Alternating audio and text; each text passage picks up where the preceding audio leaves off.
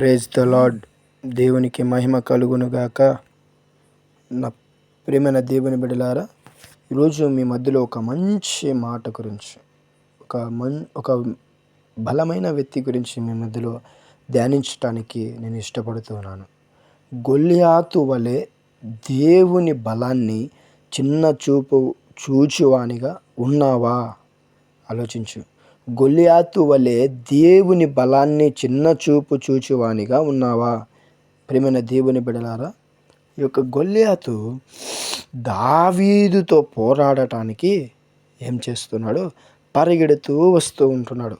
అయితే దావీదు యుద్ధము కొరకు బరిలోనికి వచ్చినప్పుడు గొల్లియాతును చూసి అపహరించినట్లు చిన్న బాలుడు నాతో పోలికనట్లు చులకనగా మాట్లాడతాడు.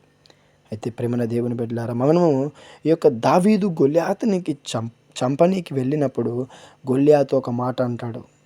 ఏ చిన్న బాలుడా, నువ్వు పక్కకెళ్ళు, నువ్వు నాతో పోరాడతావా అంటాడు. అయితే దావీదు ఒక మాటని అంటాడు.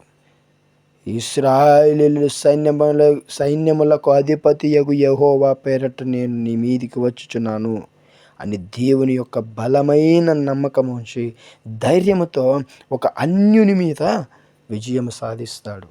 నా ప్రియమైన దేవుని బిడ్డలారా, ఈరోజు ఏ వ్యక్తితో నువ్వు పోరాడుతూ ఉన్నావు?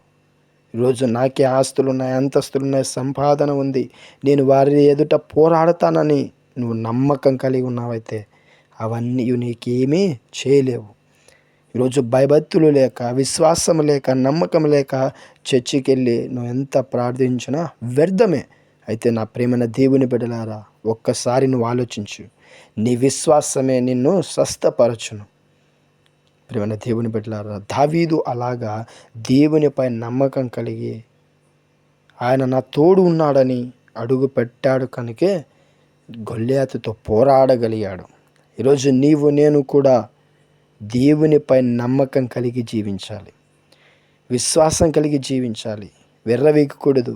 గొల్లియాతులా నాకు శక్తి ఉంది, బలం ఉంది, ఆస్తి ఉంది, డబ్బులున్నాయి, నేను మనుషులను పెట్టి కొట్టించగలను, అయితే నువ్వు అలా చేయగలవేమో. అయితే ఈరోజు నేను చెప్తూ ఉంటున్నాను, దేవుడు సెలవిస్తూ ఉన్నాడు, నీకు ఎంతమంది ఉన్నాను, 1000 మంది నీకు తోడు అయి ఉన్నాను, ఒక్కడే 1000 మంది అగునని దేవుని వాక్యం సెలవిస్తూ ఉంది.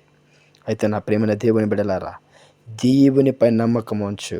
నీపై ఎంతమంది శత్రువులు లేచి వచ్చినా ఆయన ఖడ్గం నీ ఎదుట ఉంది కాబట్టి నిన్ను ఏమీ చేయలేరు. హల్లెలూయా, ఆమేన్.